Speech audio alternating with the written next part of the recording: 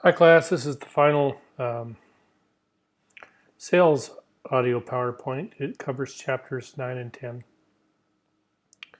And they are pretty much a synopsis in many ways of what you've covered in this text up to now as far as sales.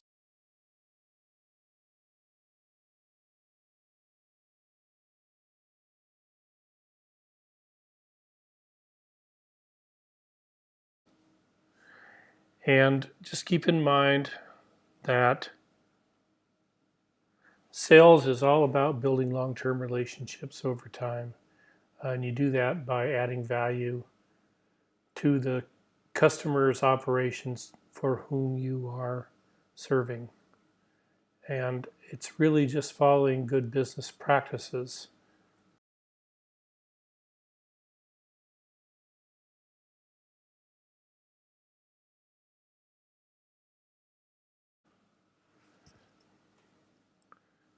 If your customer's happy, they trust you. And you want to make sure that you're constantly following through on all of your promises and all of your warranties and product service at different levels in order to make them happy. You want to monitor um, the customers that you are servicing over time. Make sure you get good feedback in different ways so you can always make the service better by identifying problems and quickly dispelling them.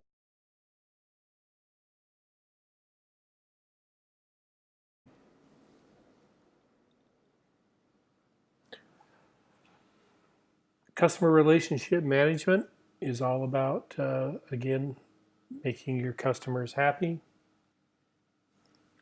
and establishing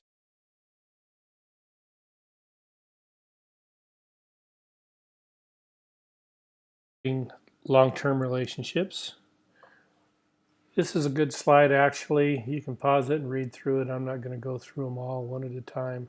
The typical customer complaints, and it's really good to integrate these, to become familiar with them and integrate them into your fundamental service process and how you interact and interface with your customers.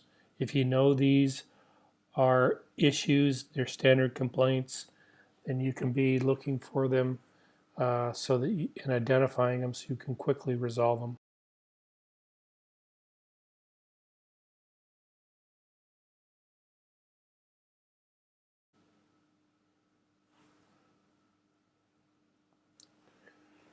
We've talked about listening skills, and that's a big part of handling complaints. You want to listen to what the customer is saying, get the whole story,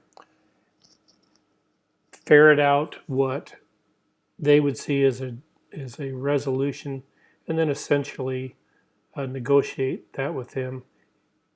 If you, it's always good if you can give them exactly what they want, but if you can't, it's imperative for a long-term relationship that you still get them to a point of agreement on what they're willing to accept uh, as far as satisfying whatever the issue was.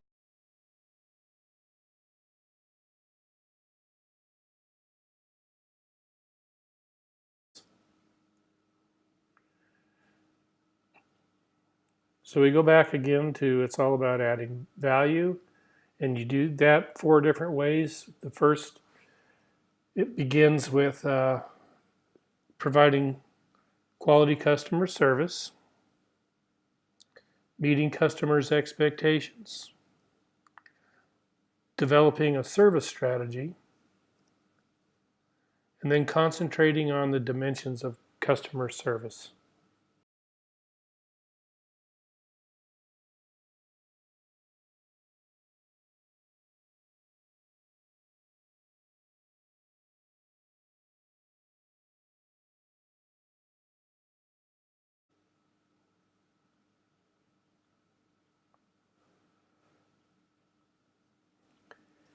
And just like there are common complaints of customers around service, there are customer expectations of salespeople, and you can almost guess what some of these are.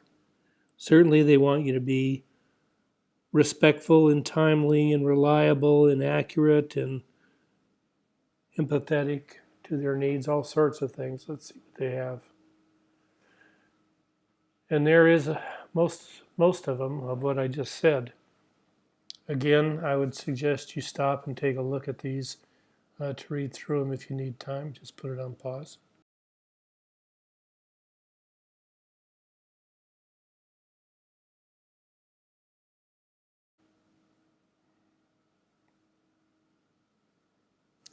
Now, I like elements of this slide for completely self-serving reasons. Remember in marketing on one or more of the slides, I talked about what is my product, service, who's my customer, what's my value proposition. Those are the three things that you want to be asking over time.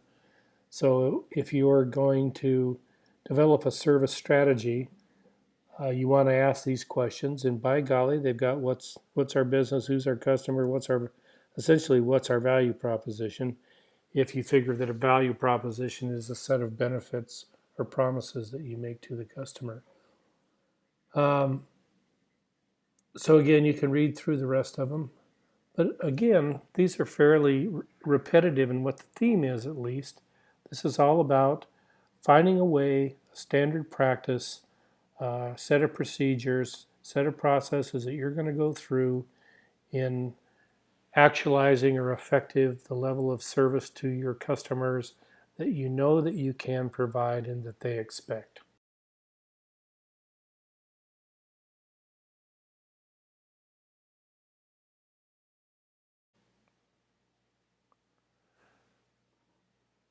So as I said in other presentations, whenever you paste two chapters together, it always captures the previous one for some odd reason. So this is now chapter 10,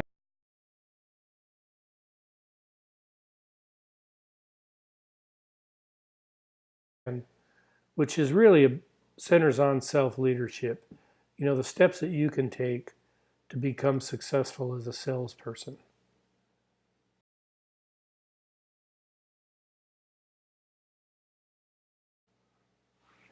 And the book identifies 12 stages of self-leadership because you're really monitoring yourself to make sure that you're performing certain tasks, certain processes at a given level over time. And so the first thing you do is set your goals and objectives and identify your territory analysis, develop and implement your strategies. You utilize whatever technology and automation is available, and then you assess and evaluate how you're doing on an ongoing basis. Stage 5 ties back, in my mind at least, significantly to step 1 because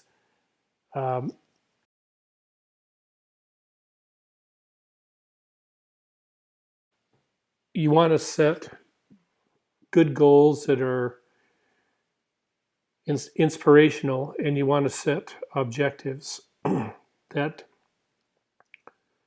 help you meet those goals. Now, goals and objectives are two different things when I teach the topic.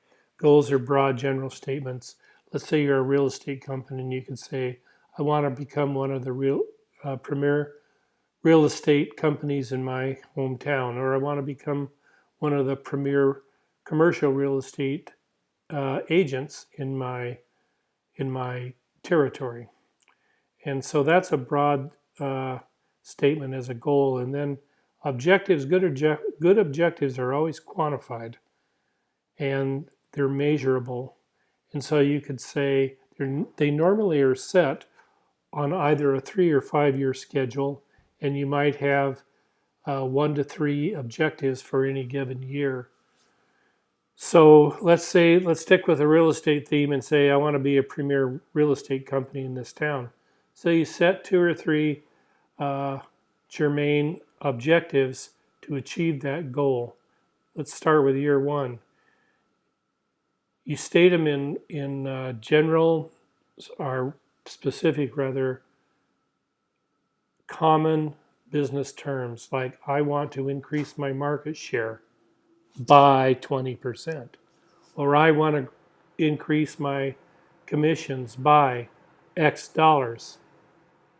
or I want to increase my listings by X number within either commercial or real estate, depending on your focus.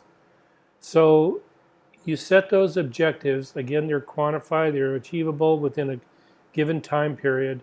And then you identify strategies and tactics that go along with those objectives. So I'll give you general examples. Strategies and tactics at some level become a little fuzzy or obscure, and that's okay. But let's say you want to increase your listings by 20%. And so you say you have two or three or four strategies for each objective. So if I want to increase my listings by 20%, how am I going to do that? Well, you might have several strategies: hire new salespeople, run more ads, make more cold calls. And for each of those strategies, you would have two or three tactics. So if you say, I'm going to allocate as a strategy X dollars to advertising, that could be a strategy. And then tactics would be where you're actually going to spend those advertising dollars.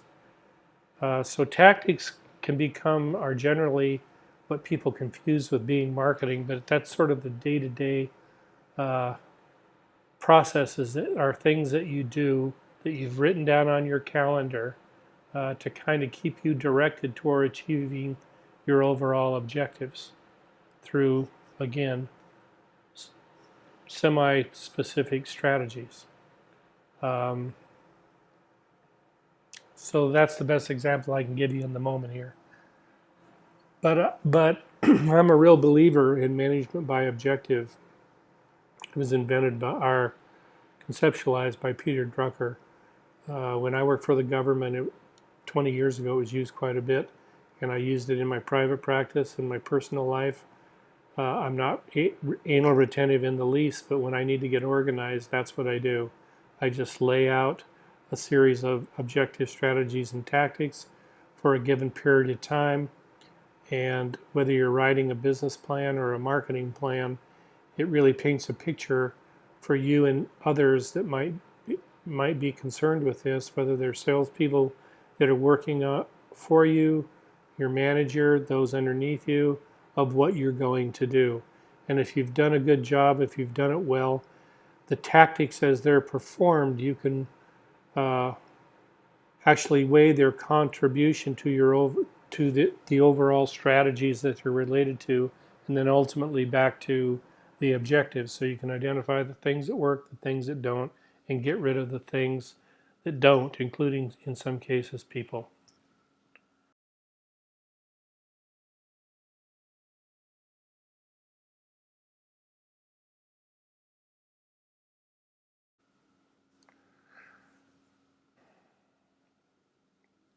So one of the things you want to do that was noted in those 4 items earlier is you want to,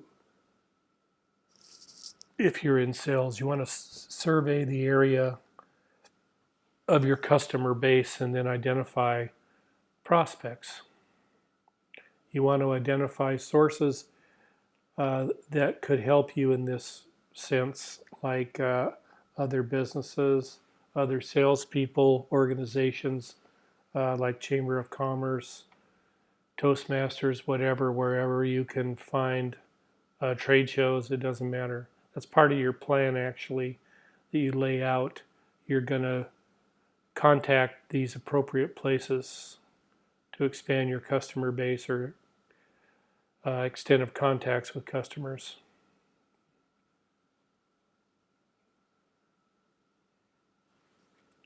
Mailing lists is another one.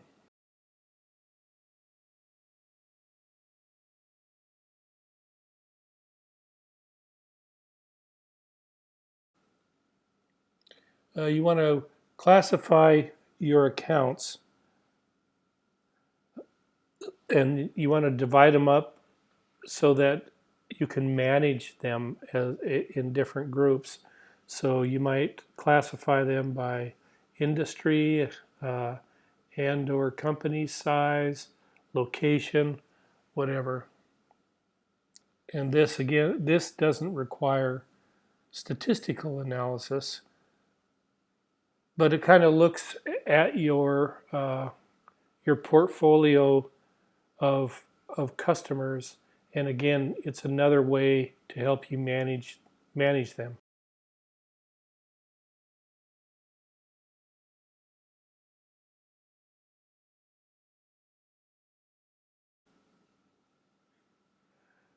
Something that is appropriate to consider is territory routing plans, which once you define your territory and you lay out all of your customers, existing or prospects, you lay out a route or a schedule by which you can service them. And there's a lot of different ways to do that, as discussed in the text.